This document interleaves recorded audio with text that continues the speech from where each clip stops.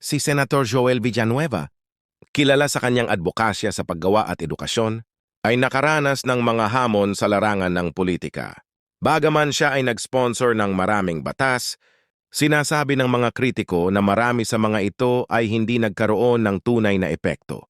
At yung mga isyu tulad ng kawalan ng trabaho at edukasyon ay patuloy na nananatiling mahigpit.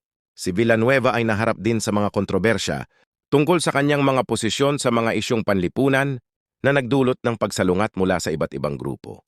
Ang kanyang paraan ng paghawak sa kritika ay tinanong na may ilan na nag-iisip na hindi siya epektibong tumugon sa mga alalahanin na nagdudulot ng pagdududa sa kanyang pamumuno.